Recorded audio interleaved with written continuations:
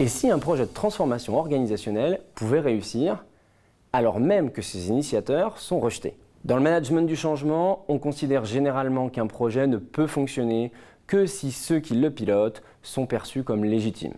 En résumé, si on ne fait pas confiance au messager, alors on rejette le message. Notre recherche montre que la réalité est plus complexe.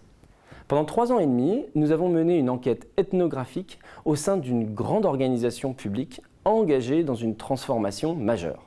Nous avons suivi au plus près une nouvelle équipe ayant pour mission de diffuser de nouvelles pratiques de travail. Flex Office, management agile, mais aussi davantage d'autonomie pour les équipes. Très rapidement, cette équipe a suscité de fortes résistances. À tous les niveaux, elle était perçue comme un groupe de consultants déconnectés du terrain, imposant des méthodes à la mode et cherchant surtout à se mettre en avant. Pourtant, phénomène étonnant, plus cette équipe perdait en crédibilité, plus les pratiques qu'elle promouvait étaient adoptées dans l'organisation. Pour analyser ce paradoxe, nous avons mobilisé les travaux sur la légitimité organisationnelle, qui s'intéresse à la manière dont les acteurs accordent ou retirent leur soutien à un projet ou à ceux qui le portent.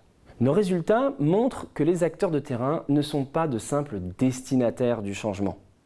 Ils peuvent se réapproprier une transformation, l'adapter à leurs propres besoins, puis progressivement écarter ceux qui l'avaient initié.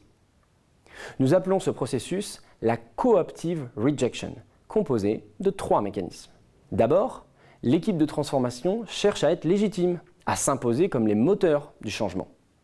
Mais lorsque leur discours paraît déconnecté du terrain ou trop centré sur eux-mêmes, il peut produire l'effet inverse. Ensuite, les managers et les équipes opérationnelles se réapproprient progressivement le changement. Certains utilisent les méthodes agiles pour réorganiser les équipes ou digitaliser les processus. Le changement est alors redéfini à partir des réalités du terrain. Enfin, peu à peu, les managers prennent le leadership du projet jusqu'à marginaliser l'équipe de transformation qui finira, elle, par disparaître. Le changement continue, mais sans ses promoteurs initiaux. Cette recherche apporte plusieurs éclairages. D'abord, elle montre que la légitimité d'un projet n'est pas automatiquement liée à celle de ses promoteurs. Être crédible ou convaincu d'avoir raison ne garantit pas l'adhésion. Ensuite, elle démontre que la légitimité ne se décrète jamais. Elle se construit dans le regard des acteurs et évolue selon les moments et les critères de jugement, moraux, relationnels ou instrumentaux. Dans notre cas, l'équipe de transformation est restée contestée alors même que les pratiques qu'elle promouvait ont fini par être jugées utiles et compatibles avec les valeurs de l'organisation. Enfin, cette recherche éclaire la dimension profondément politique des transformations.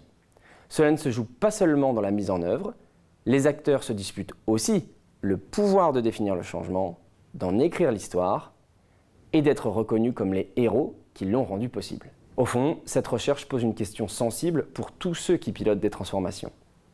Et si réussir le changement consistait, en fait, à créer les conditions de sa propre disparition ?